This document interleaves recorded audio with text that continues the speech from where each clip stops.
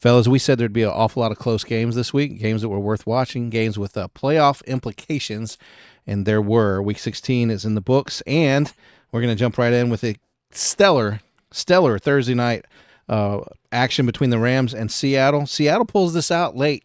This was a game, Tim. They were going at it, 38-37. Seattle gets the win at home. And Caleb, you were the lone wolf picking Seattle, but we're going to start with Tim. This was definitely one of the games of the week.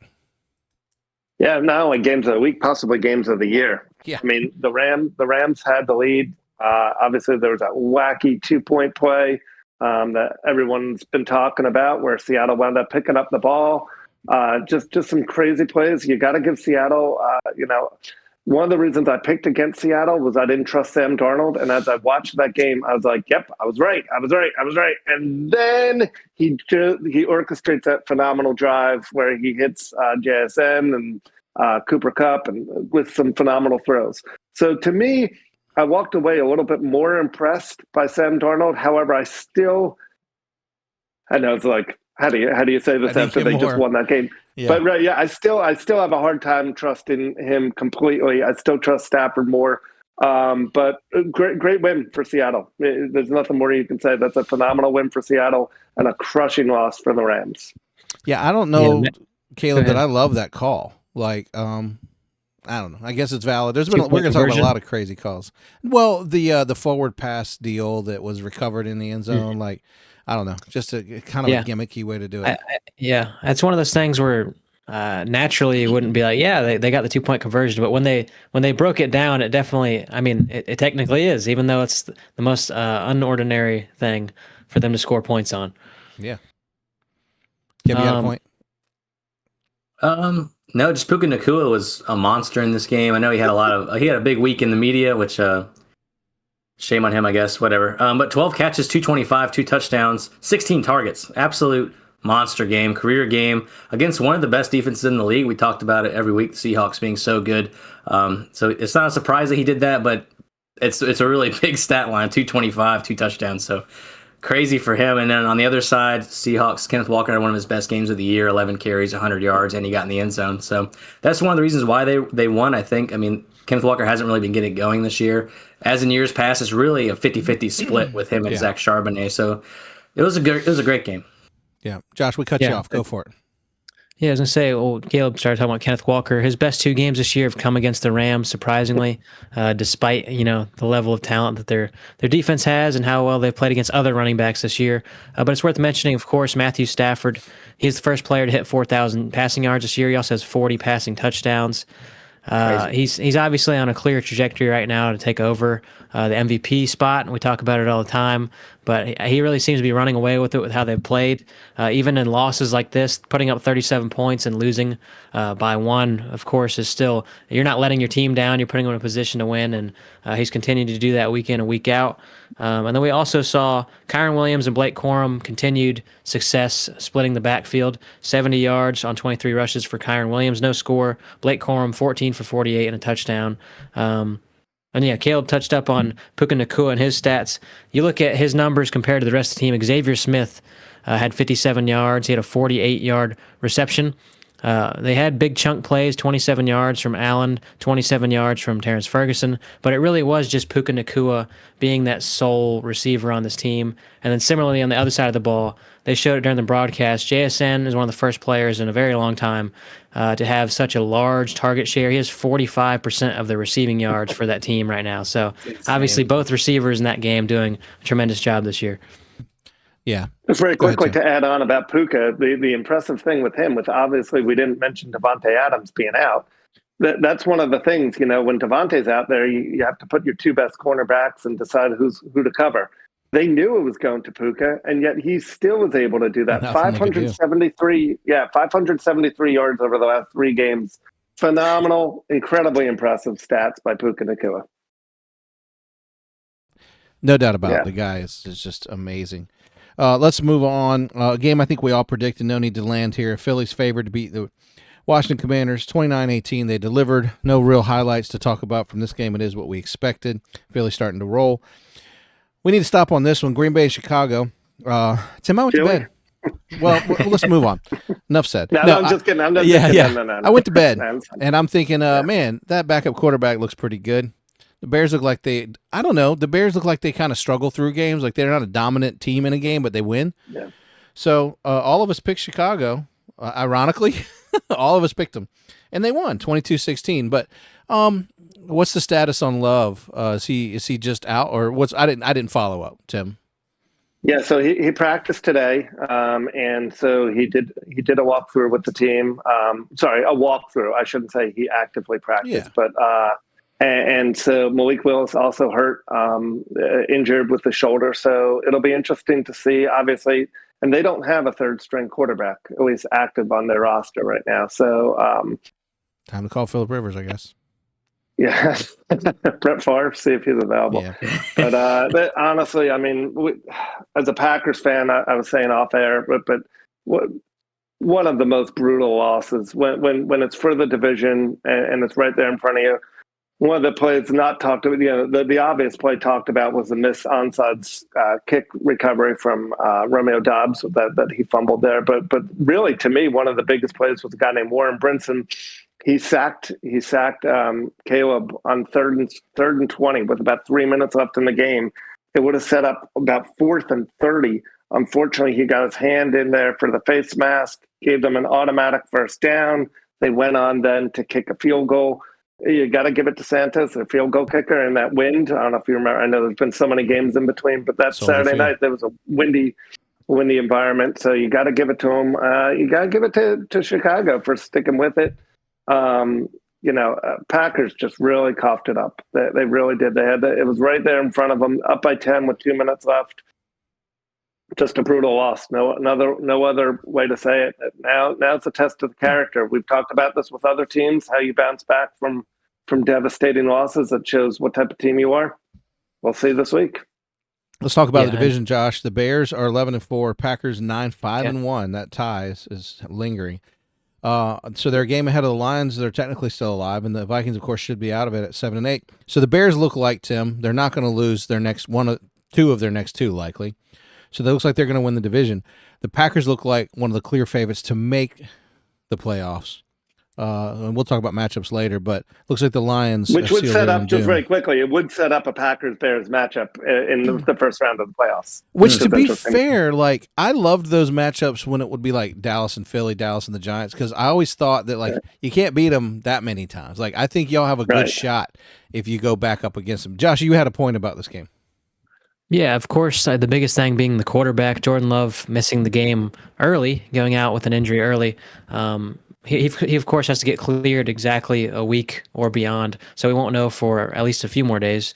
But Malik Willis going down with injury. The next guy up would be Clayton Tune. If you don't know, he was the backup for the Cardinals the last couple of years before they got Jacoby Brissett. So that would be the guy they would have to activate from the practice squad. He's been there all season, so it's not like a new face, but he just hasn't been active. He's always been the emergency quarterback, so he would be the guy to be activated if that were the case. Yeah, tough, but this is how it works out. All right, let's talk about a game Sunday morning. Let's move into that. Guys, the Bills didn't look so good against Cleveland, and that's saying something because, listen, if we're allowed to say that Shedeur looked good, and I didn't think he did the week before, can we say he looked bad this time? Are we allowed to say that yet? He looked bad, but the Bills pull out the win 23-20. Anybody have commentary about this, or anyone want to say anything about this kind of a dumpster fire? Caleb can go ahead. Yeah, sure. I'll talk about Quinshon Judkins leaving with his broken leg and some ligament tears. He underwent surgery today, and apparently it was good surgery, so hopefully he recovers soon enough for next year. But their leading rusher was Shedeur Sanders, 49 rushing yards. That's never good to see when your immobile quarterback is your leading rusher. It was a close game, 20-23. Myles Garrett almost got the sack record in this game. I believe they gave it to him early, but Josh Allen fell over and they gave him a half sack instead. So I think the stat writers in New York are like, let's not give him a free sack to get the record. Let's give him a half sack so he has to work for it against Aaron Rodgers next week.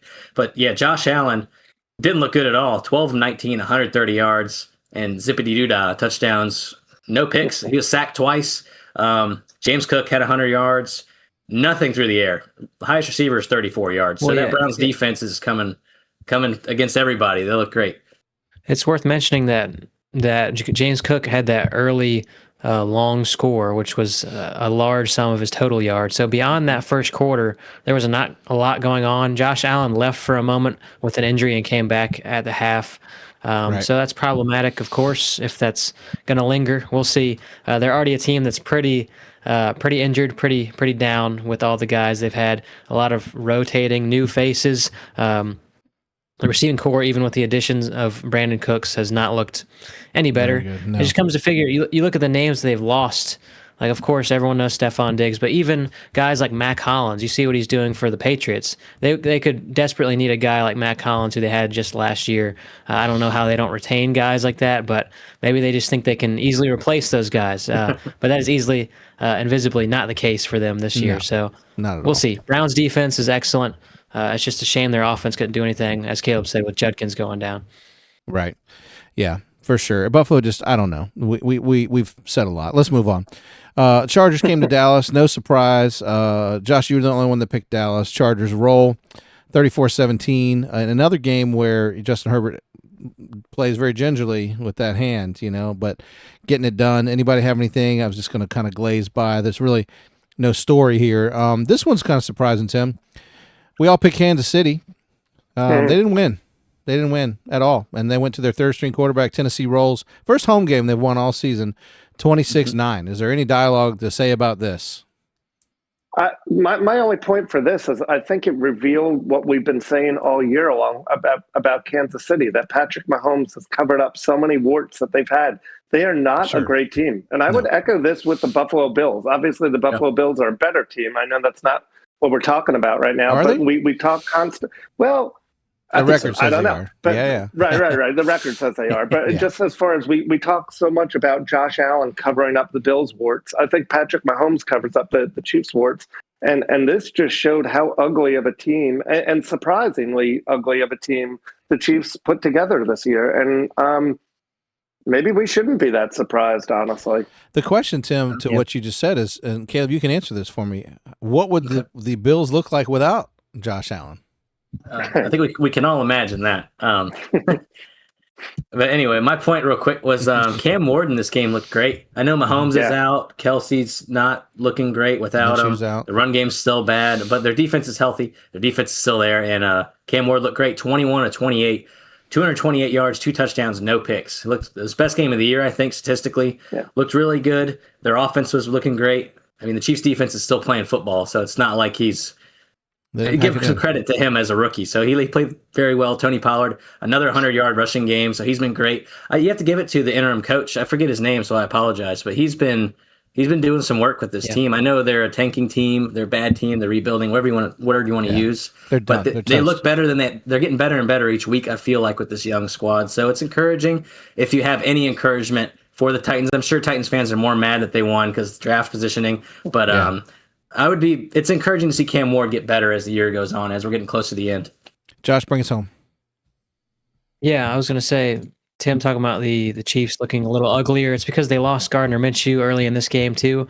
Of course, him and what he brings to this team, at least energy. He's a proven backup guy. For him to leave early with what they thought was a torn ACL, thankfully it is not. It's still going to be a big recovery for him, but he's not having to get the large surgery and all the mental hurdles that come with that. But as Caleb said, Mike McCoy, the interim head coach for the Tennessee Titans, he used to be a quarterback. He used to be a head coach for a moment, I think, with the Cardinals. Maybe he was another interim at another point in time. He has experience, and it's good to see that their team is rallying at this point in time. We've seen this with years past, even with like Wilkes on the Panthers, where the team rallies and does well. Maybe he's their next potential hire. Who knows? We know that generally doesn't work out either. When you look at the guys like Antonio Pierce and all the other recent guys that just with the transition there, it just hasn't worked out. They're probably going to go out and find a new guy, but it's good to see, as y'all said several times, the young players playing well for them. And especially in a matchup where they're playing up against, Chris Oladokun, a guy who does not have any real playing time in the NFL. Good to see them take the game away. Speaking of young players, we got to witness the New Orleans Saints host the New York Giants. It looks like they are clearly moving away already from their young quarterback in Fields with the Jets.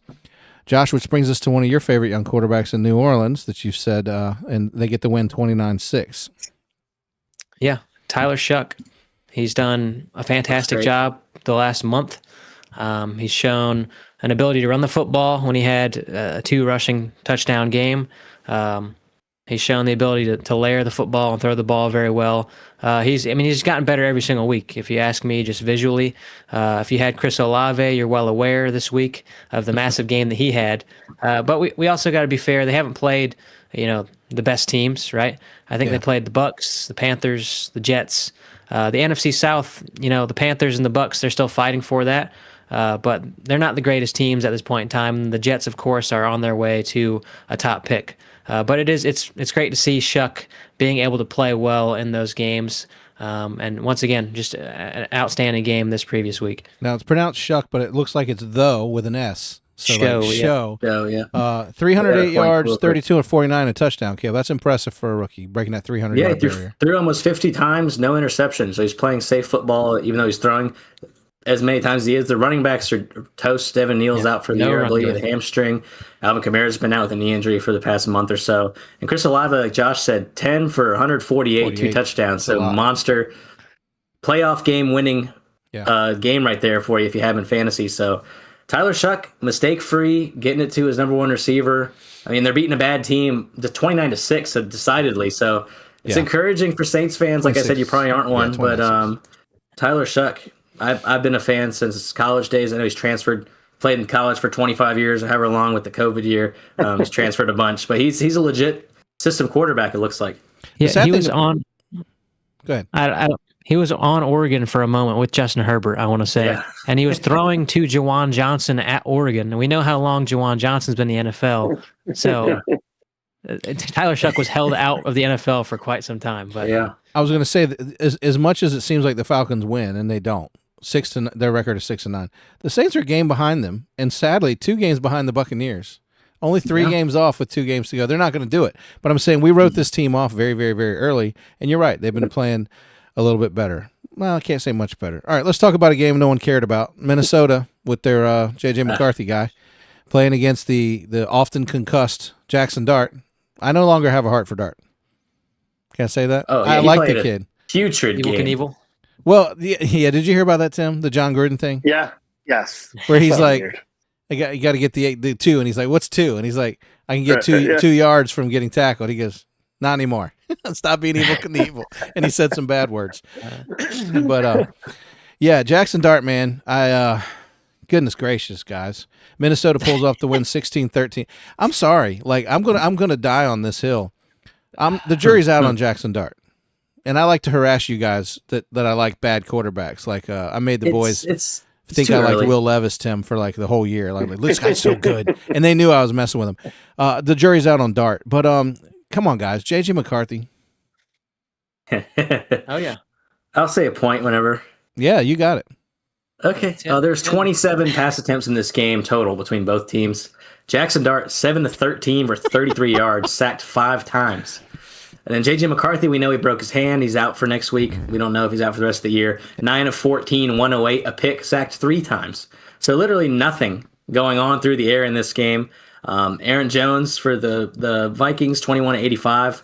He was their highest scrimmage yards player, along with Justin Jefferson, who finally got the ball thrown to him by Max Brosmer, not by J.J. McCarthy when he came in. Wan'Dale Robinson for the Giants led their receiving corps with 19 yards. So the Giants, terrible. Vikings, terrible. And like you said before we talked about this, who cares about this game? It was horrible to watch. Yeah. Just one quick interesting Vikings point is their center, Ryan Kelly, 3rd concussion of the year. 3rd concussion of the year. He's had 6 overall. So this guy may never play a snap of football again. Oh my gosh. That's pretty big when that's your starting center right there. That doesn't help that quarterback, and it's just a mess there in Minnesota, and also a mess in New York, if I could wrap it up there. A mess also, all around. Josh, as we like to talk about around here, meanwhile, the quarterback that they just let walk is over there leading the NFC West. Mm-hmm. But we'll save that for later. Yeah. I mean, they get the entire offseason to think about that one. They also get to watch the playoffs occur, and Sam Darnold, win or lose, is there, and they are not. It's a shame. And who knows, with the way that they played last year, would they be leading their division right now over the Bears? We don't know. I have a quick It's worth the interjection. speculation. Yeah. So for the Vikings, we know Kevin O'Connell, his whole resume has been quarterback guru, quarterback guy, getting the best out of his quarterbacks. Was this a GM decision, you think, to get J.J. McCarthy? Because they wanted Drake May, and they wanted people in the past. They wanted Anthony Richardson years ago. And they end up with this guy 2 quarterbacks ago that they want before him, and they just draft him. Was it pick 6 or they got him? 6 or 7? No, I'm not making a joke. Yeah. But yeah, I don't think that they want this guy. I think that they realize that. I think it's pretty obvious with his ghost ankle injury in week 3. I think they want him. I can't figure out. I don't think I think they paid too much. They have to try. Well, here's the difference, bro. Dallas doesn't want Diggs anymore. So he's got a mystery concussion at home 6 weeks ago or 7, and he hasn't touched the field yet, and he's been healthy. That's when you don't want a guy. But JJ keeps getting starts. So you know what I'm saying? Right. And I could be wrong. Over. Yeah, Trayvon's not going to ever suit up for it. He might suit up this week out of attrition, but that ball has left the court. Sorry to throw a wrench into the flow, but I don't know if they want the guy. I hope they don't, because the few people I know that are Minnesota fans aren't real happy with him, is my understanding. And he's injury prone. He's been hurt for like 5 times since he's been there. He missed all last year. Yeah. I mean, what's he played? 6 games out of 2 seasons, if that? Yeah. Tim, what are your thoughts on this guy? I don't. He's in your division. He loves him. Tim's like, as long as possible. Keep him as long as you can. Right, exactly. Keep him. Yeah. Well, I told you at the beginning of the year, and I still maintain this. I think the Vikings actually have a really good roster. If you go 1 to 52 or 1 to 53, like they have a pretty talented roster, and so I don't think there's any debate over their talent level on that team. When you don't have a quarterback in this league, it shows, right? I mean, go back to our conversation from 10 minutes ago, Josh Allen and Patrick Mahomes. They have, obviously, no one's debating those two. That elevates the team. In this case, because they don't have a quarterback, it just destroys the team. I think most Minnesota fans realize if you're an objective football fan and you could just sit back and watch football and go, that's a good quarterback, that's not. If you're a Minnesota fan and you're able to just objectively sit there and watch J.J. McCarthy, as of right now, you do not have a good quarterback. And he's shown some flashes. Yeah, I know. No, but he's shown some flashes, and that's almost the worst thing that could happen, because if you're consistently bad, then you can go, all right, it's 1,000,000%, it's time to move on. Unfortunately for Minnesota fans, I think he's shown them just enough that they're going to go, let's run it back. You have these discussions during the draft. A lot of what we were hearing was that they wanted Drake May. There were several teams that wanted Drake May. The Giants wanted Caleb Williams. They weren't going to get him. They wanted Jaden Daniels. They weren't going to get him because Commanders weren't trading. And then the third pick, Patriots were not going to trade either, Drake May. And that's who the Vikings wanted as well. So they went with their second option in that draft. They wanted Anthony Richardson. They couldn't get him in the previous draft. So they've missed out on their guy in their 2 consecutive drafts, and they're stuck now with their second option guy from that draft. But they've also gone out and made remarks like, this guy is a Hall of Famer in the way that he carries himself and the way that he is a leader and all of that. Like Kevin O'Connell has said these things. And I know you want to say those types of things, but if they're really that convinced, then what Tim is saying, he's shown just enough to where they will roll into the next year with him. Or it's terrible. If they wanted Anthony Richardson so bad, that might be an avenue for them to go ahead and go with, which is also going to be another developmental year where they're not going to be truly competing like they were just last year. But meanwhile, we beat it to death. Sam Darnold is just dropping dimes down the street. Okay, I'm not going to beat that up. You're right. AR might be a good choice for them. Enough said. We can dissect this atrocity that is JJ later. Let's talk about 2 quarterbacks that are not an atrocity. We all picked the Tampa Bay Buccaneers. We were all wrong. Carolina, 23-20 at home. What in the world, Caleb? This team is starting to ball out a little bit. Yeah, I mean, Bryce Young the last, I'd say 2 months or so has been playing great football. 21-32, 191 yards, 2 touchdowns, no interceptions. He's been playing safe football, great, getting it to his receivers. And this was, I think, it was close the entire game until the very end, where they asked Baker Mayfield to play hero ball. He threw an interception to the rookie Lathan Ransom. But Baker, it's weird. He looked better when he had his 5th and 6th string receivers starting. And now all of his guys are healthy. Bucky Irving's back, Egbuka, Evans, Godwin, Otten, McMillan, everybody's back. And he threw 26 times, 145 yards, a touchdown, a pick. Lackluster, just didn't look good. It was in enemy territory in Carolina, but these divisional games are always a coin flip, in my opinion. And it's a shame that we all picked the Bucs because that one hurts. But yeah, Bryce Young, he looks great. Josh? Here's a fun trivia one for you. If I would have asked you this now you know, because I'm setting it up out of this game. But who has had the most game-winning drives since 2023? And it's Bryce Young, 12. Bryce. Would not have thought of Bryce Young, but 12 game-winning drives, whether it's in regulation or overtime. He is a winner. And you know, if you're a Carolina fan, you got to be happy about this. I thought they were going to be one of the worst teams this year, and they've surprised everybody. I think their coach has done a phenomenal job. That's a huge win. I think, honestly, everything that Caleb just said is why we all picked Tampa. You look at that roster, all those names you just said, Caleb, those are phenomenal receivers, phenomenal players. And on paper, you go, of course Tampa Bay is going to win this. They're going to roll in there and just put Carolina back in their place. Huge win for Carolina. Huge win. Yeah. In a game, I'll add that the running backs for Carolina only had 50 yards combined. Right. So the run game wasn't there. And they look good. Josh, bring us home. Yeah. It's confusing as to what's happening completely with the Bucs. We know they have, obviously, the wide receiver injuries throughout the year. Bucky Irving missing a long time. Tristan Wirfs is injured right now.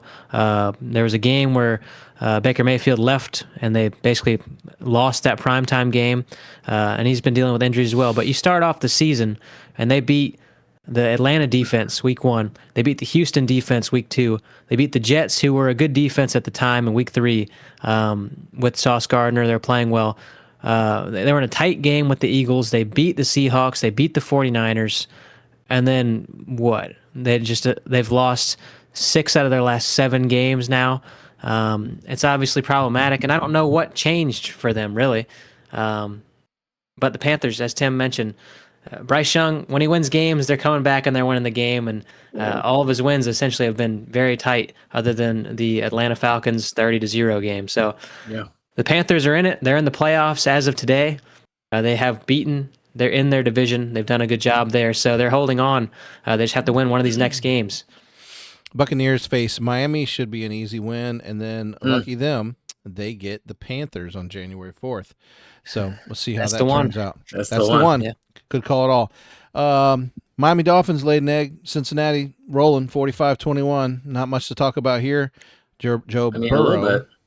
You have a point to make? I mean, 32 pass attempts, 300 yards, 4 touchdowns, no picks for Big Joe. So looks great. Dolphins, Chase Brown, the running back, 3 scrimmage touchdowns. So he got it done everywhere. And then Jamar Chase over 100 yards. He didn't score, but it was a free-for-all, bro. Good. It's backyard football. Let's talk about a game that does matter. Jacksonville, Josh, let me see it. Jacksonville beats Denver 34-20. They're bringing in a little more. It didn't make it. Our viewers didn't see that. Bring it closer to your face. There it is. Bring it in. There it is. Beautiful. Love it. Those guys, you're making a believer out of me, Josh. I'm going to let you start because I have been critical of Justin Fields and Trevor Lawrence in that. Tim, I would just like to see a little more out of Trev. I feel like he was he's putting up some numbers, but he's not getting it done. And, I'll give him credit. He's let the new coach come in and coach him up. His stance looks different. His delivery looks different. His decision-making looks different. And in a game where Bo Nix likes to stick around and stab you in the back at the very end and get the win, Trev said, not today, Josh. And they come away with the win, 34-20. I'm impressed. Right? Yeah, if you've watched the Jaguars play the last 4 games, Trevor Lawrence has not thrown an interception. He's been running the football exceptionally well. He's had touchdown totals of through the air 2, 2, 5, and 3. He's been putting up, very efficient, over 250 yards in every single game. If you're in the playoffs and you're happening to start him in fantasy football, you are doing very well right now. I would assume he's been the number 1 quarterback for 2 straight games, and obviously their offense has just looked great with everyone back. With obviously Travis is not back; he's out for the rest of the year. But you have Brian Thomas and Brenton Strange and Jacoby Myers, and all the guys are healthy and playing. You're seeing big plays from Jacoby Myers, seeing big plays from Parker Washington. they're just clicking on all cylinders. Travis Etienne in the receiving game has been very good. They're just a team that is just on fire on both sides of the football. It didn't matter who they were playing against on Sunday. It looked like they were just eating up the secondary for the Broncos. The pressure really did not affect him at all. 0 interceptions, of course, but he was running the ball very well. They were hitting the deep plays, which we talked about as a focus of what the Packers were able to do against the Broncos and how the game was so close because of that. The Jaguars they even missed on a few deep plays across the middle of the field where it could have been an even bigger win for them. So they're just dominating, and it looks like as of right now, they're the most dominant team in the AFC as of today. We know everyone has their stretches. It was the Patriots. It was the Bills. Right now it's the Jags, and they're the team to beat for sure. Caleb, bring us home. Okay. Real quick, Trevor Lawrence. His stats the last month, so the last 4 weeks. He has, I'm going to say 1,200 scrimmage yards. It's 1,194. 1,200 scrimmage yards, 14 touchdowns, no turnovers. So he's playing incredible football. And as we know, the last week he had 6 total touchdowns. This week he had 4. Just playing out of his mind. I mean, yeah, that's all you can say. Trevor Lawrence in this system, the first 12 weeks of the year, what was it? What week is it now, 16? We're coming up on 17, yeah. Yeah, okay, jeez. But yeah, week 11, basically, I think they lost or almost lost to the Cardinals. And then they came back out of that game. They lost Travis Hunter and got Brian Thomas back, and they've just been on a tear since then. So whatever Liam Cohn's doing to this team is working. I mean, they're 11-4, like we said. They're leading their division 5-2 away. I don't know what their home record is. I'm just reading this. But yeah, they beat the Broncos at home. So, I mean, who else is there to beat other than the Chargers? They're 6-2 at home. 6-2 at home. Thank you. Here's something to think about, Tim. I should give you. I don't to wrap me what I'm saying. Who else do they have to beat to prove they're the best team in the AFC? Well, let me play devil's advocate, Tim. Jaguars 6-2 at home. Texans 6-2 at home. Jaguars on a 6-game winning streak. Texans on a 7-game winning streak, while Indianapolis on a 5-game losing streak. The answer to your question, Kib, who else? The Texans. The Texans are right there breathing down their neck, 1 game behind. And there's no room for the Jacksonvilles to. And this to me, guys, when you're talking about, we've talked about this with Dak Prescott and the Dallas Cowboys. This is the first year I can say that Dak Prescott, you can't blame Dak Prescott for the Cowboys. Right. But if Trevor Lawrence drops a couple of eggs and he lets the Texans win that division and he doesn't do on the playoffs, they're in exactly the same boat that I thought they'd be in with Trevor Lawrence. I hope he proves me wrong. So, Tim, go ahead. I have a few things on Trevor Lawrence again. Oh, boy. But you're going to have to save it, bro. Go ahead, Tim. No, just really quickly, I was just going to add on about Trevor Lawrence. One of the more impressive things that impressed me beyond the numbers this week is two of his top receivers, in Jacoby Myers and Brian Thomas Jr., were kind of shut down. Denver did a good job with them. They didn't have these games. And so for him to pivot to Parker Washington, 145 yards, 6 catches. Out of nowhere. That to me is the mark of a good quarterback, that you can identify that third, in a tough, hostile environment or going up against a tough team like Denver. So I just want to add that in, that his decision making, it goes beyond the numbers. It's just that in-game adjustment that I'm so impressed by Trevor Lawrence with. Josh, make your point. Just to piggyback real quick. All right, we got to move on. Yeah, Jacoby Myers, he got shadowed by Pat Surtain and Brandon Jones, the safety this game. So 2 of their best players on their team covered Jacoby. So it shows the respect on how good of a player Jacoby is. And they played him twice a year when he was in, I almost said Oakland, in Vegas on the Raiders. So they know how he is as a player. So respect to that. Go ahead, Josh. Yeah. Bring us home. We got to move on. Yeah, we just need to hone in on Trevor Lawrence. I think we haven't talked about him. No, we don't need to hone in on Trev. I have one thing. NFL posted this, NFL.com, of course, says Trevor Lawrence in his last 2 games has totaled 10 touchdowns. We know that, and has avoided turning over the football. The only other players in NFL history with 10 touchdowns and 0 turnovers in a 2-game stretch are Josh Allen, MVP season last year, Drew Brees, and Pat Mahomes. So he's the 4th quarterback all time to have this dominant of a stretch with no turnovers. Obviously, 4 straight games with no turnovers. He's doing a great job. But to my credit, like Josh Allen, no Super Bowl. Moving on. Atlanta Falcons. Atlanta Falcons go to Arizona. They get the win 26-19. No surprise there. Let's talk about this Pittsburgh-Detroit game, Tim.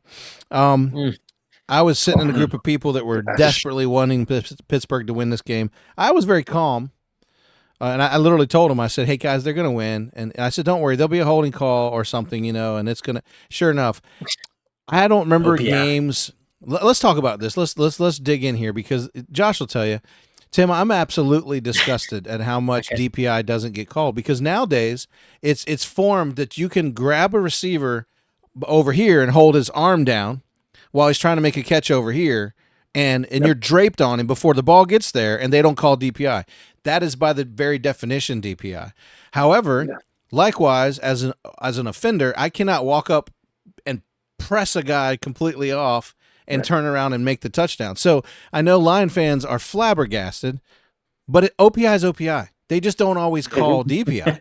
And I hope the NFL does. They've done this many times in the history where they go back and look at a rule and say, we need to enforce that. It's obnoxious because the next year you'll get a flag after flag after flag. You cannot touch a receiver before the ball touches him, and you cannot keep him from running his route beyond 5 yards. 5 yards, you cannot touch the receiver or impede him from running his route. And they do it every time. You can hand fight. You cannot hand fight. Technically, but if I let can't, it go. They let it go. That's the problem. If I can't bring my arm up to make a catch, and likewise, if I'm pushing you away, then that is here's the problem. They finally call some things that are blatant, and now everybody is up in arms about it. They got to start enforcing these rules. Okay.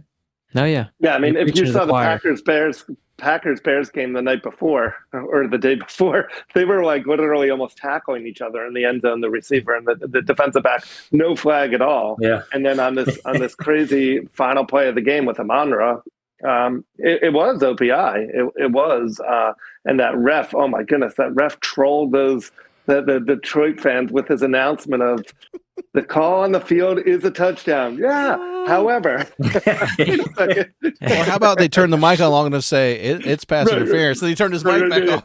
Exactly. And the game is over. We won. But to me, if I could just comment on the game very quickly, to me, the story of this game, besides, I mean, that crazy ending, the story of the game was the running game on both teams. For the Steelers, 230 rushing yards. That's phenomenal against the Detroit defense that was supposed to be so stout. 230, most by a Pittsburgh team since 2016. Wow. 230 compared to the Lions had 15 rushing yards. 15, not in a quarter, for the game. 15 on 12 carries. That's insane. And so that right there, I mean, to be honest, the game shouldn't have even been as close when you have a stat line like that. No, go ahead, Caleb. Yeah, I think it's all Mike Tomlin. I think give him all the credit because we watched Jared Goff lose games by just pressuring Jared Goff, letting the run game go crazy, and stopping the passing game. Mike Tomlin did the opposite in this game. They stacked the box, sent edge rushers, and just played man, and it worked out. They stopped the run. Jameer Gibbs 7 for 2. Atrocious. That's embarrassing. A long of 6. That means he had -4 on the other 6 carries. So not good at all. Let's talk about Tomlin's strategy, like you said, because last I checked, he's been coaching his tail off with subpar talent and 500 tight ends. Now they're going to go through a stretch where they have to play the Browns. They did. They lead the league in 300-pound tight ends. They're going to go through where they play the Browns and the Ravens. The Ravens are no good. There's some bad mojo, and Jackson's back is flared up. So they're done. They're 2 games ahead. The Browns are not competition for them. I don't know when Watt comes back, and we know for the remainder of the season, essentially, Metcalf is out because of the foolishness with the fan. Just dumb. Just dumb. I don't care what it was, it's dumb. So here's the thing. They're going to win the division more than likely. I don't think they're going to lose 2 games. And this is coaching. Tomlin's good enough to get you to playoffs every year. Now, here's where the rubber hits the road. And it's a question. They said we're going to go get a veteran quarterback. They tried it last year so that when we get in the playoffs, we have a chance. Do any of you think that Aaron Rodgers still gives them a chance against the teams we just talked about? Jacksonville, Houston, Buffalo, because that's really the question. Chargers. He's got to get through one of those guys, and that is really where the rubber hits the road. Agree? Yeah, I would say, I mean, they just beat the Lions at home, right? And the Lions don't stink. Way to start. They're going to run the table, as my man would always say. They're going to be fine. Tim, what I did notice, I don't know if y'all caught this, but like Coach walking off with Aaron Rodgers, and who was the other as a veteran player he walked off with? Hayward? Yeah. The way they walked off together, this team is is starting to get a little chemistry and believe in each other, and that's what makes a winner. I'm not saying they're going to beat, any of these guys in the playoffs, but I like that they're at least starting to establish the run, smash you in the mouth with their defense. Who cares who their receiver is? They've got a quarterback. That's Pittsburgh football, guys.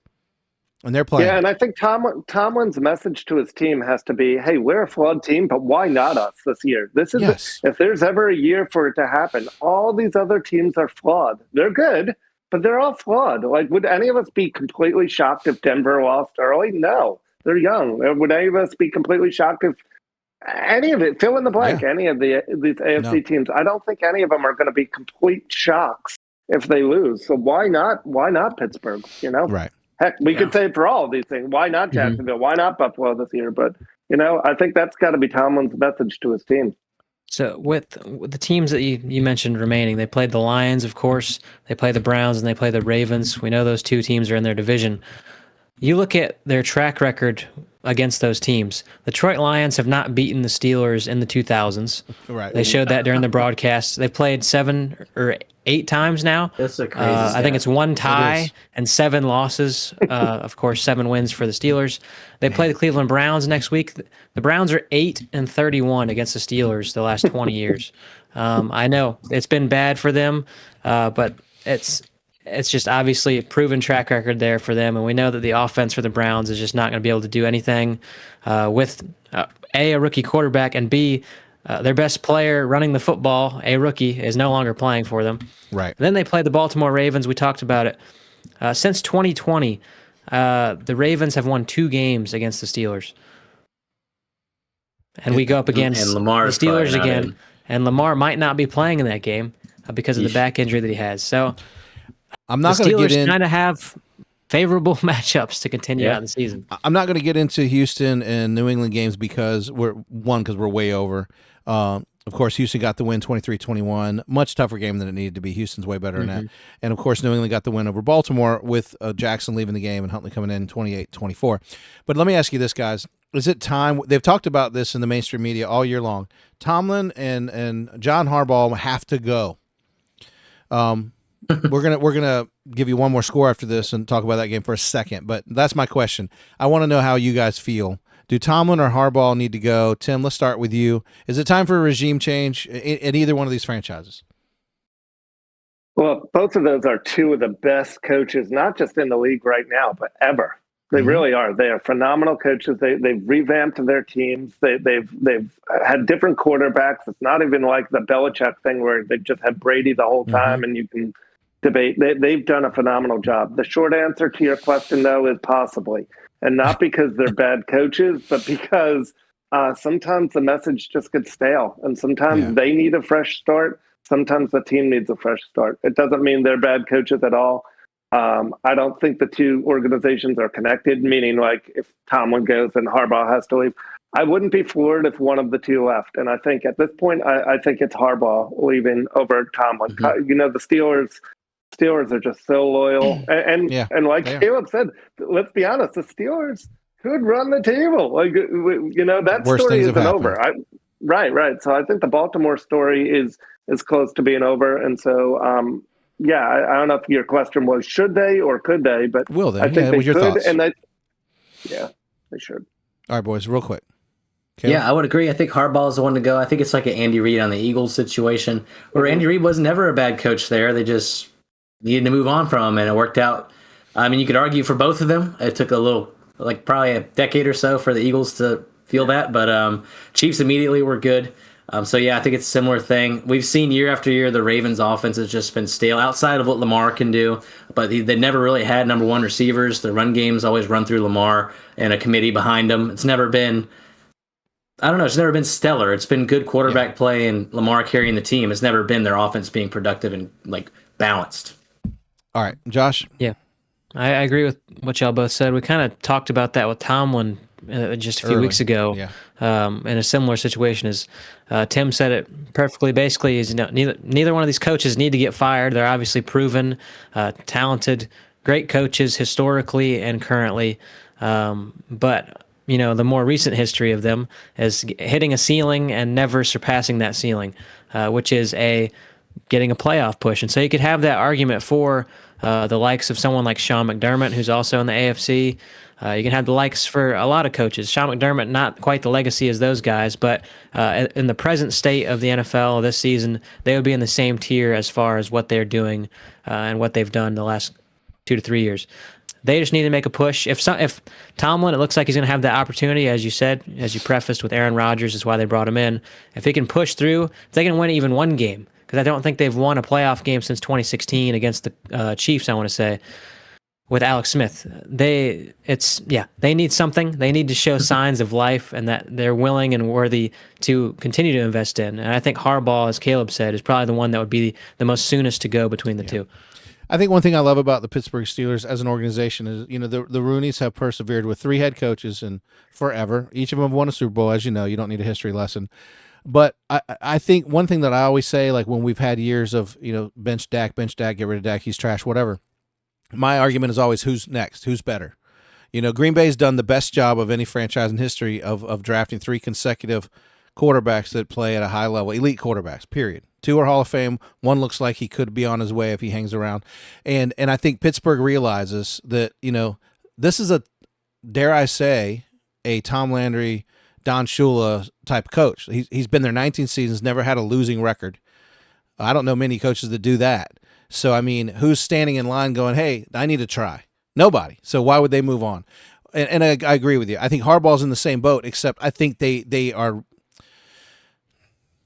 ready, maybe more so, to make a regime change there than Pittsburgh would be, because the Rooneys, because they've owned that team a long time. All right, final score. If you have something to say before, because we got to move on. San Francisco absolutely rolled every time the Colts had a chance to come back, and 27 points should win a lot of games, but they lose to the Colts lose to the 49ers 27-48. Josh, you were the Lone Ranger on the 49ers. Anyone have thoughts on this game before we move on to Week 17? I think Tim was the 49ers guy. Yeah. Oh, it was Tim, not Jay. JT, I don't have my glasses on there. It's okay. It's all right. It's okay. Good job. We had Brock Purdy for 5 touchdowns for $200. Yeah. Anybody? Yeah. Jeez. I'm well aware. 5th consecutive double-digit week. Double-digit victory. 5th consecutive double-digit. Phenomenal. They're looking hot. They look good. Yeah. The funny thing is, they're the forgotten name in the NFC. Yeah. I don't know how. Well, I think you run your running back 5,000 times until he dies, is their strategy. It's because it's that division. The Rams and the Seahawks are going to get all the attention, and as they should. But all 3 of them are going to make the playoffs. Yeah. Does anybody on this panel think that that McCaffrey's going to die before the end of the season? I hope not, but his track record's not great. Goodness gracious, y'all! I think 30 he's won carries every game. Yeah. Gosh, can you really do that in this? Anyway, any more comments before we move on to Week 17? It was a heck of a week. I'll say this: I have whiplash. It feels like we had a game because we had a Thursday, a Saturday, a Sunday, a Monday. It's like I love it, but holy cow, there's a game tonight. Just wait till this week. I know. Christmas Day. I have it on pretty good. I thought we were going to have a special guest this week, Tim, but I have it on pretty good account. It's next week. Okay. So there'll be a 5th Love guy it. without a helmet Let's next go. week. All right, 3 games on Thursday night, or Thursday afternoon, I should say. 1 o'clock, 4:30, 8:15. Christmas. Let's start with Dallas and Washington. Do we really need to talk about it? Outside of that one. Dak's playing. Yeah, they're not benching anybody. This team wants to win. Blah blah blah. The only good news, Tim, is I'm getting vibes from all my Cowboy staff writers that I'm reading, and even some comments Jerry Jones made that they're probably moving on from Eberflus, and I think it's time. I don't think he worked out. Yeah. But all right, y'all's picks. Dallas is favored 6.5. Anyone taking Washington? No, they're way too banged up. Even if Dallas is playing bad football, I think Dallas wins. I don't know. Our defense likes to give up 45 something. I'm going Dallas. Caleb's going Dallas. Yep. Dallas. I'm with you. Jay? Yeah, Dallas. I was just looking up there. If Mariota was playing, is that what you're looking up? Well, no, I think he's out. That gives him a chance. The last 10 years, the Cowboys are 14-6 against Commanders. And this is we know it's not a healthy Commanders team, so no reason not to go Cowboys. If we're being honest, the only team that's given the Cowboys any fight in this division for the since Dak's been there, and mostly Romo, has been the Eagles. So, All right, Tim, you should know about this one. Detroit 5.5-point favorites against Minnesota. I believe Minnesota has a backup quarterback, and the Lions are mad. Yep. Anybody This one's taking Minnesota? This is the easiest one in the week, I would say. Absolutely. Yeah. Detroit all day. Detroit all day. Caleb, you agree? Yeah. Yep. All right. The Vikings beat them last time, too. They escaped that game somehow. I would say the same. And Detroit has something to play for, so, Yep. Yeah, I would say exactly the same thing. Detroit absolutely does, and Minnesota, yeah, it's a no-brainer. Okay, here's one I think is almost the same boat, not because they need to, but because they will. Denver, 12.5-point favorites going to KC. KC's on a third-string quarterback, and Denver's mad. Yeah. If they're starting Oladokin, which I don't know who their other option would be, they're not going to beat many teams. Coach Payton's not going to take his foot off the gas. He never has. No. I think they win by a lot. Yeah. I think it's a humiliating loss. Yeah. Oh, all right. I agree. Broncos, let's go. We finished out last year. What was it, Wentz against the Broncos or whatever? The Broncos destroyed them with that team, and this is even more injured team. So, yeah. But the difference, guys, talking about the Eagles were in a spot where they had a really good roster and they were underachieving, and Andy had some challenges with his personal life, and they didn't give him a chance to address the issues with his son. I believe, I could be wrong. Someone correct me if I am. I think this organization, the Chiefs, are going to let him fix this because he's good enough as a coach to do that. The GM's patient enough. They have a franchise quarterback. This is fixable. And again, we just learned, like we said with Josh Allen, Patrick Mahomes covers a multitude of sins. So I don't think the Chiefs they're done this year, but I think they'll be fine next year. Okay, we got some tough ones, guys. And one is tough. Houston Chargers. Chargers at home favored 1.5. Caleb, who you taking? I'm going to say Chargers because they have a great run game, and we just watched the Texans give up a career game to Genty, who had 1 billion yards and multiple touchdowns. And I think the Chargers are a more seasoned coach team. They've been here before as a coach, and that culture there. D'Amico Ryan's still figuring it out. They're on a 7-game win streak, like we said, so they're really good, really hot right now. But I think the Chargers are just the better team overall. Josh? Yeah, I've had not great luck picking against the Texans this year, but I'm picking the Chargers.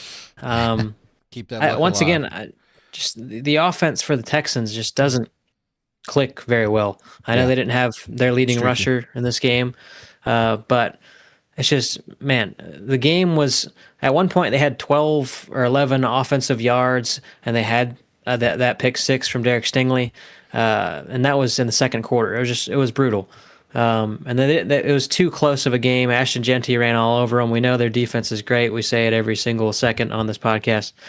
But the Chargers are just a very well put together team, and they're going to be able to capitalize, I would think, more so than the previous lesser teams that the Texans have been playing. So I think the Chargers win by a decent score here. Tim? I'm going to go against you just for a little something different.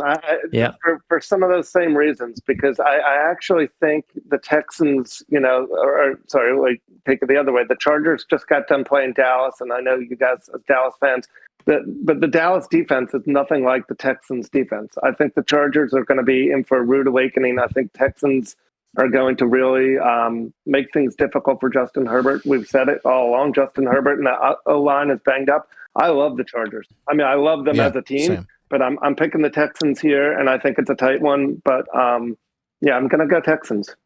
I'm going Texans. Go ahead. I'll say playoff rematch from last year. Yes. Where the Chargers were very favored, and the Texans came in and blew them out. I'm going to go with the Texans for everything Tim said, except I'm going to add a caveat, if I might. And that caveat is when you're looking at the team's records right now, Jacksonville and Texans are in it. And there's nothing – the Chargers are only a game behind the Broncos, so I know they want to do it. But I think that defense is going to be really hard for Justin Herbert to with that hobbled hand, like you said, that line. I feel like both Jaguars and Texans are going to get a win and keep the pressure on that, and it's going to come down to the last game. So I'm going with it. I feel better. I don't know. I think the Chargers, they're 11-4 is really good, y'all. Remember, they started off kind of rocky, went on a 4-game winning streak.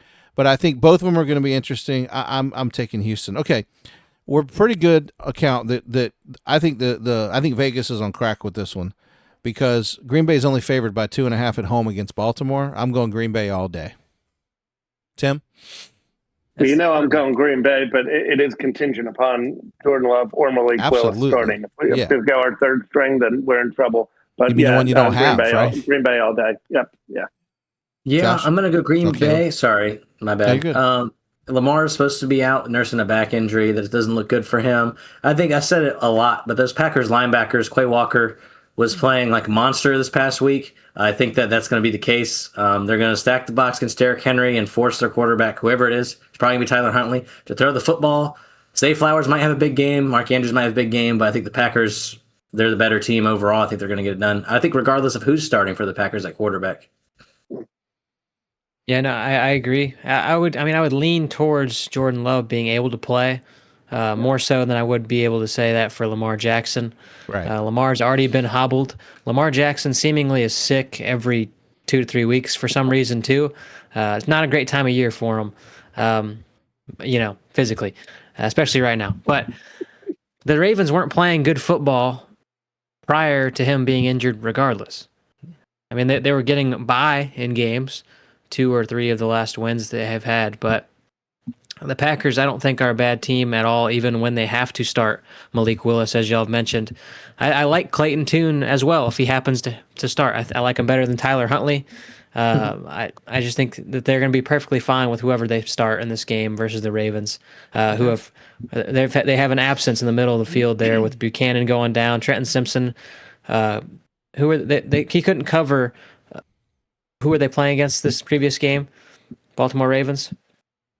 It's lost my mind already. Yeah.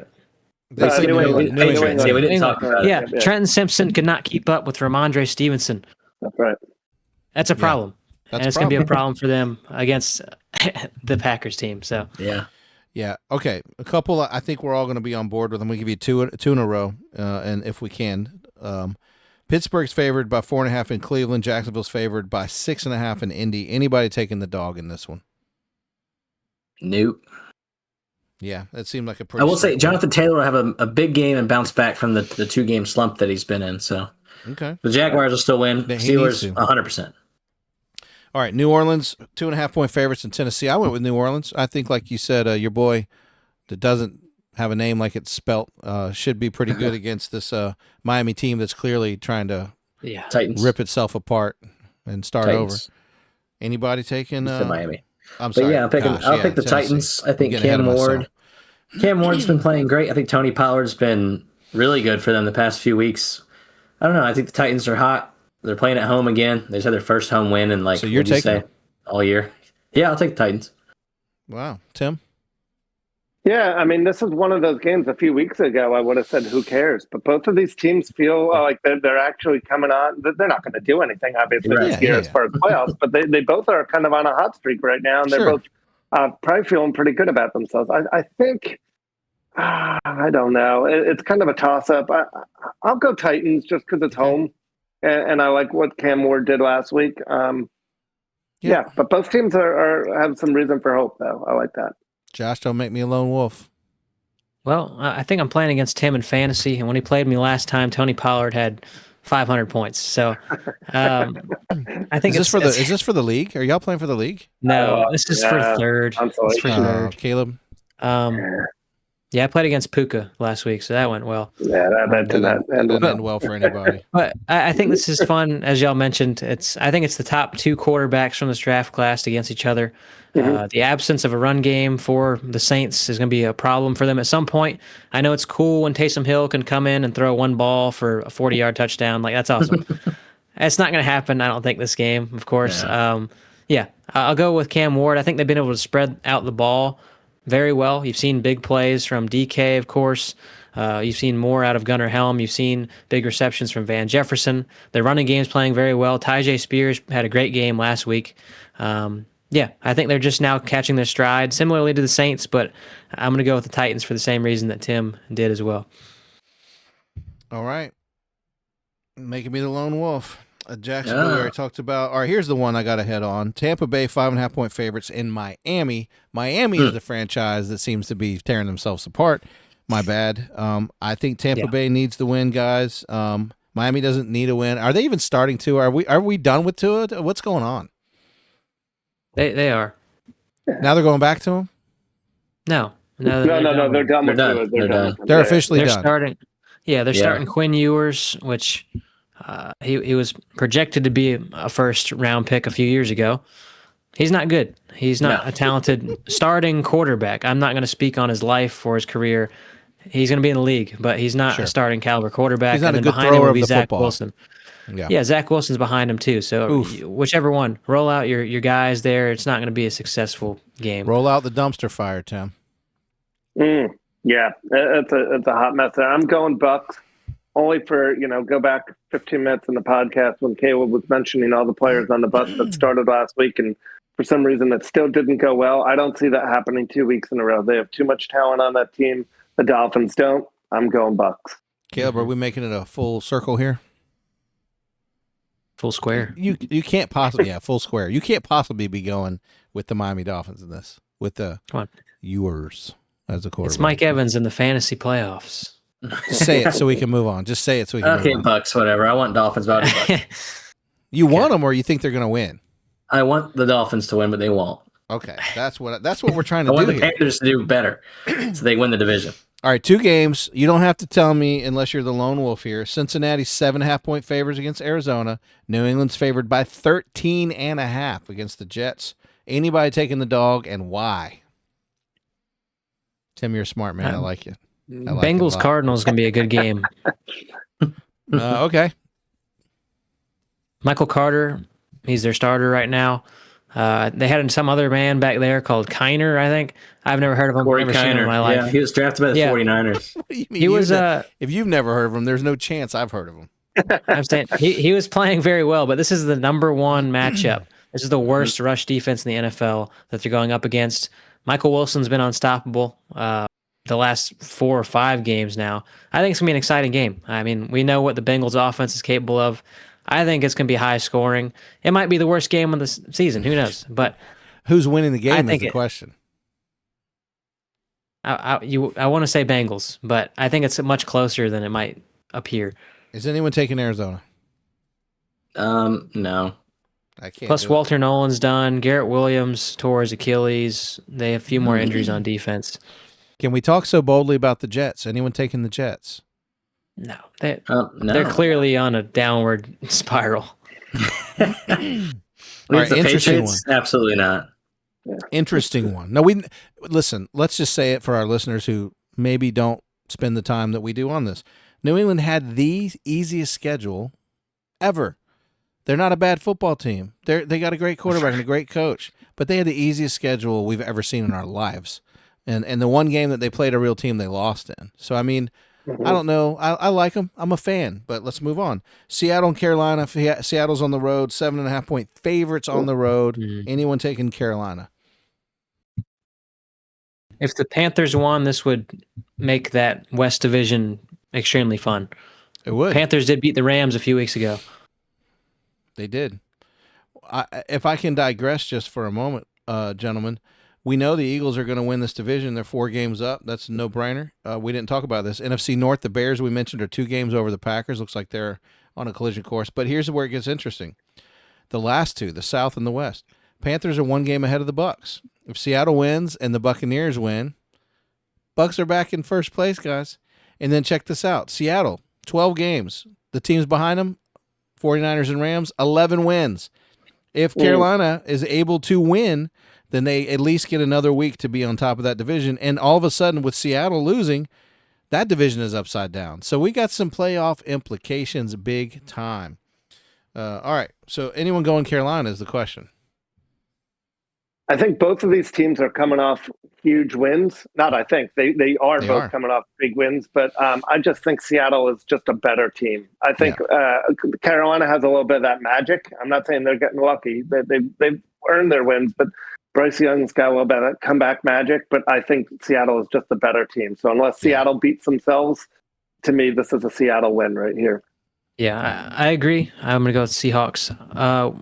45% of the passing yards, the receiving yards, have gone to JSN for this team. JC Horn's been outstanding. He's probably just going to follow him around. You're probably going to see a big game from somebody else on this team, that being Rashid Shaheed or AJ Barner. They're going to need somebody to step up regardless, because JC is definitely going to do a better job protecting against JSN than some of the previous matchups they've had, especially somebody like Emmanuel Forbes. All right, here's where it gets tough, fellas. Giants are going to Vegas. Vegas favored by 1.5. I'm going Giants just because Vegas is that bad, and I think the Giants at least have some hints from time to time of being able to put it on, and they haven't done that in a while. So let's just think that they might once in a while, because they have. Remember early on they were in a lot of games that they just couldn't win, and I don't think Vegas is that good. I'm going Giants. What do y'all got? Go ahead, Tim. Well, I mean, Ashton Genty, 188 yards on the ground, or 188 yards total last week, 128 on the ground. He had a heck of a game.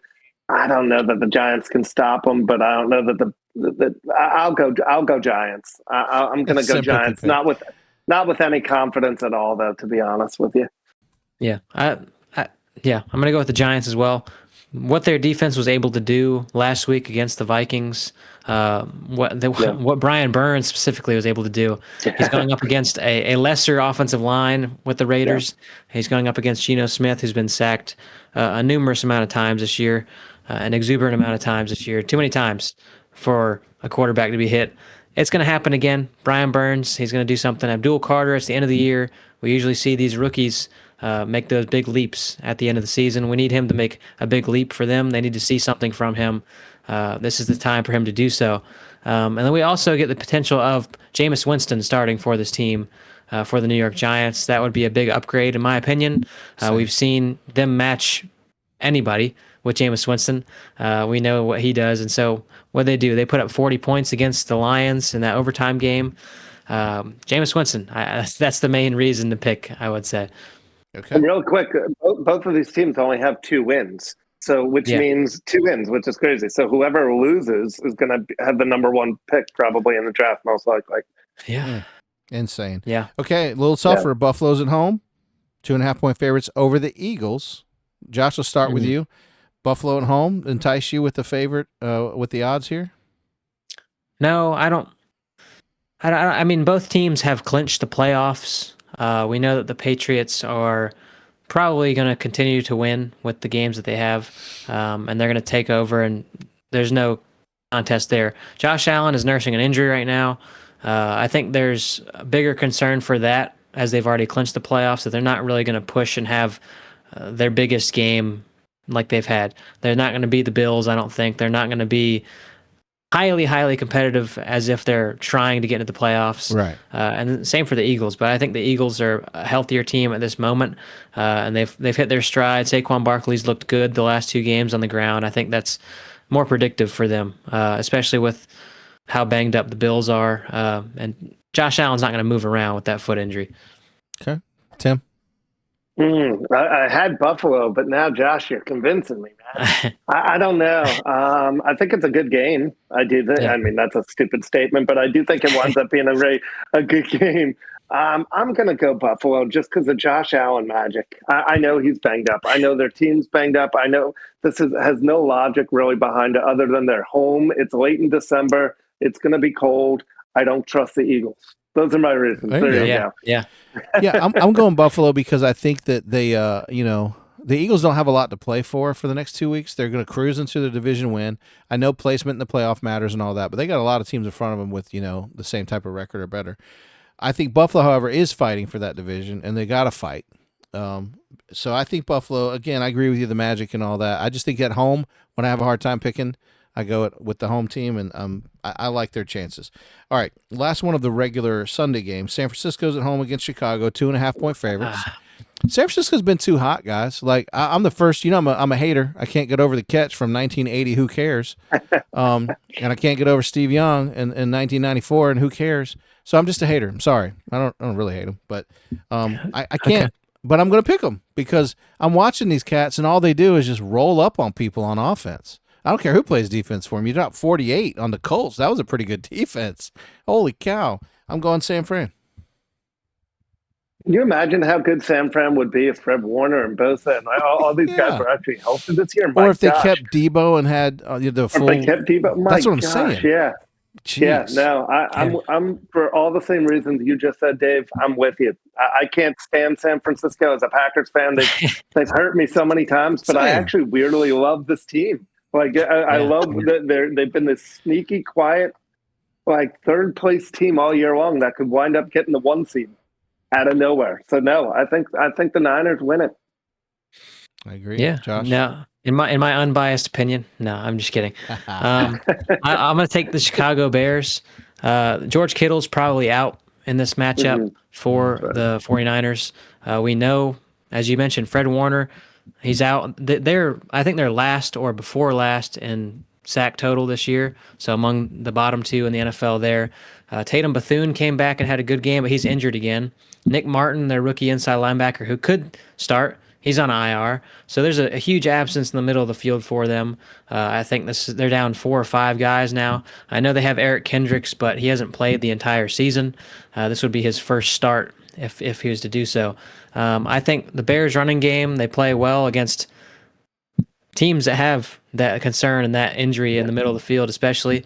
And their main focus obviously is that without Roma Dunze playing in this game. So I just think it's going to be a giant amount of time wasted on both offenses anyways, dumping off the McCaffrey or running up the middle with Monungai and Swift. But I think I favor the Bears in this one just with how they've been in every single game. I know the 49ers have been good, but their defense just is less terrifying to me than what the Bears are able to do. Number 1 in turnovers still. So we know Brock Purdy and what he does. Like, every once in a while, we saw it against the Panthers, just a massive amount of turnovers. He's capable of doing that, but I just think that the Bears are more consistent in what they do at this point in time. All right, final round. I think it's easy. Monday Night Football. Rams going to Falcons, favored 8.5. I'm going Rams all day. Any reason you would take the dog? No? Yeah, no, not at all. I think the Rams come out hungry, angry. I think they are good. I actually think 8.5 is low. I think they actually just crushed the Falcons, to be honest. I really do. They're a great team. They are. It could be terrible for them. All right, the funny thing about this, guys, is there's, nothing's locked in, like with this playoff look. So let's take a look at it. In the AFC, Broncos, Patriots, Jaguars, Chargers, Bills. But as I said, Bills and Patriots could flip before it's over. Honestly, Broncos and Chargers could flip before it's over, and Jaguars may not win this division still because the Texans are in the hunt and the Steelers are in the hunt. So both those teams now, the bubble teams, and I think we agree they're not bubble teams after next week. The Colts and Ravens are still technically on the bubble. However, I think that bubble closes after they both lose this week. Everybody else has been eliminated. So that's an interesting thing, I think, about that side of the playoff. Now, the other side, this is wild, y'all. Seahawks are number 1, but again, if they lose and they get the 49ers the last week of the season, and of course we said that they already have this week playing Carolina, Seattle's got to ball out because they're number 1, Bears are 2, Eagles are 3, 49ers are currently 5th, and Rams are 6th. That's 3 teams in this division. So Panthers and Packers are in the hunt, but if it ended today, they would not be there. Technically, Lions and Bucks are on the bubble. More likely the Bucks than the Lions because they could still win the division. The Lions cannot. Everyone else is eliminated. Bottom line, guys, we're going into 17 and 18 not knowing, other than the Eagles, probably any other division that's going to be won in this entire thing, which is ludicrous to me. It's exactly what the NFL wants. Exactly. They dream this up. This is their dream scenario. I mean, because honestly, yeah. Chargers or Broncos, Jacksonville or Houston. Pittsburgh's probably got it locked. Patriots or Bills, okay? Eagles have it locked. Bears likely have it locked. But Panthers or Bucks, Seahawks, 49ers, or Rams. Like, that's parity. Yeah. That's why you play them. It's great. So good. Yeah. Guys, this is, I honestly, man, like, I'm a little upset and bitter about fantasy, and I'm probably, I made two choices, Tim. One, I'm not going to root for an NFL football team anymore because my heart is cut wide open here, and I understand. I'm with you. Yeah, and I think I want to live vicariously through my kids and just not play fantasy football anymore because I'm also equally bitter. It's hard to watch Yeah. our entire league go 500 and roll dice to see who goes into the playoffs.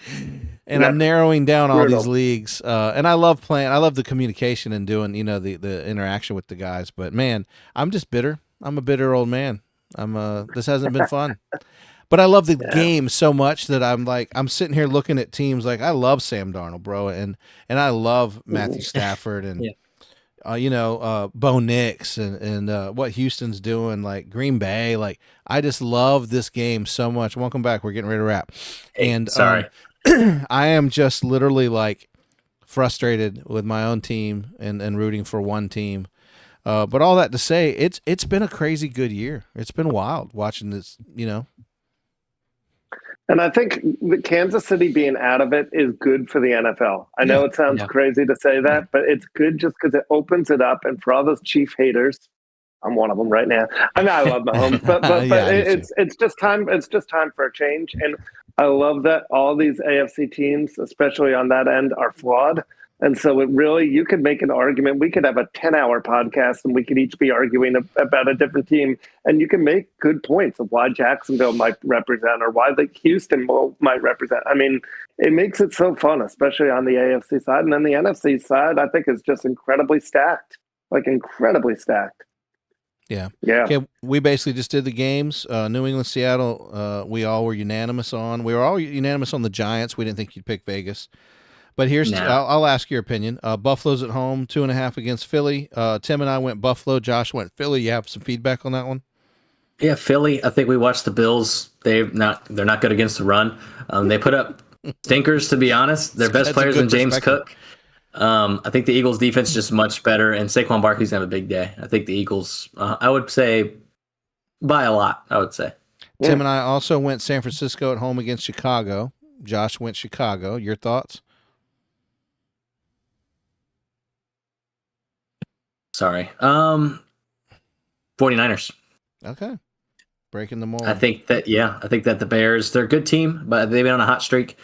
They've been winning ugly, though, the past few weeks. I think the 49ers, like we talked about earlier, are good. They've had 2 double-digit wins the past 2 weeks. They look really good. I know they might be out with the George Kittle might be out, but I still think 49ers. Yeah. We all said Rams 8.5-point favorites against the Falcons, so I think you agree with us on that one. Yeah. Don't pick the Falcons again, Caleb. Don't pick them again. Don't do it. Yeah, I'm not. Yeah. Random question, but I've heard some listeners say they like some of our randomness, so I want to ask you guys a random question. Whoever wants to go first. Random Christmas tradition that you do with you or your family that you're looking forward to, because Christmas is what? We are on Christmas Eve as we record this. You're going to hear this on Christmas Eve, everybody. So, I've been asked several times, believe it or not. Tim, do you have a favorite family tradition? I know you have a kid in college. It's home. That's pretty cool. Yeah. But what's something you guys are looking forward to? One of our random traditions, we have a few, but we watch Home Alone every Christmas Eve after coming home from church. That's but great. One of our random ones is we've had a fake tree for many, many years. And so the tree goes in a box. Yeah. And we've tried real. The tree goes in a box. And when the kids were really little, we took a picture of the kids in a box. They were like 3 in 1. We sat them in the empty box before we packed the tree up at the end.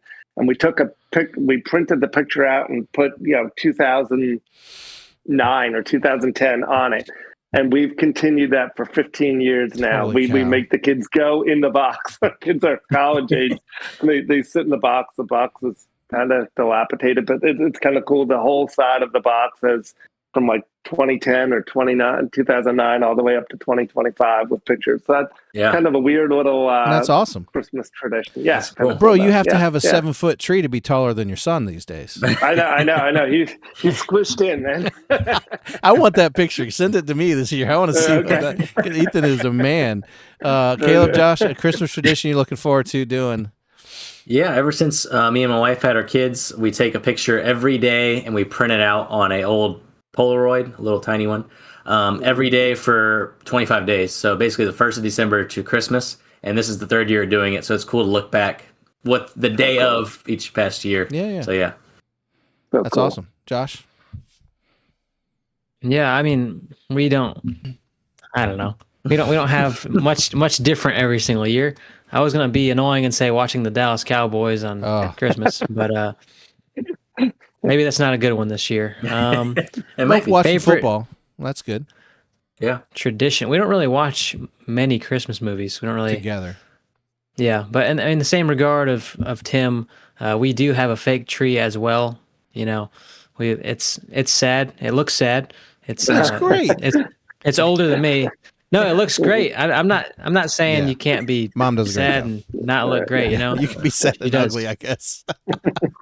but we might need a renewal. But it's getting always a new fun one. to go and put that up. Of course, something we all come together and do. Yeah. But yeah, that would be the biggest one. We have ornaments that, like, their grandmother gave them baby's first Christmas for all 4 boys. So we hand them Love a it. pile of 500 first ornaments. Christmas, second Christmas, 18th Christmas. Like, it gets crazy. Oh man, favorite tradition for me.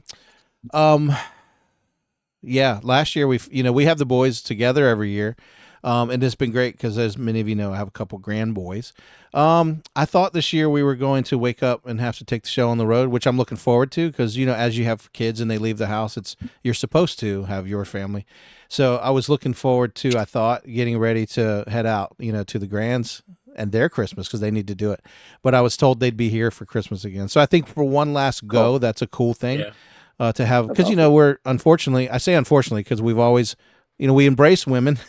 But I have a wife and a couple of daughter-in-laws, but it's a boy-dominated world. So we'll have all the boys here, which will be great. It's a tradition that this will probably one more year, and the next year we'll be heading over to their house. So it's cool, man. Also, Exciting. little things, Tim, like Caleb and I he'd always serve on the worship or production team. So we had an annual game back in the day of trying to find where we can eat after services. Who's open? What dumpster fire food are we going to have to eat after all of 20 services? Chinese food. Yeah. For the listeners who don't know, because I'm a pastor and, for 25 years I've been in services every Christmas Eve. But now we go, I think we're going to Gianna's or something because some of the staff goes after. And it's a nice place to eat. We don't have to look, Caleb. We can always just go, So that's kind of cool. Anyway, lots to be thankful for this time of year.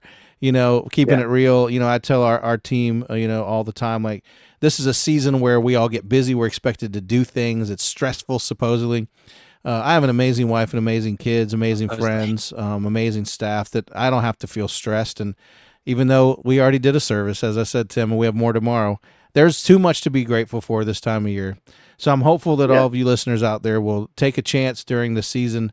If you're listening to this podcast, take a deep breath. As Aaron Rodgers says, relax. Count your blessings and try not to let Christmas be about hustle and bustle, but know the reason for the season and take some time to take inventory of all those blessings because we all have them. So with that said, we are looking forward to week 17, looking forward to some Christmas Day action.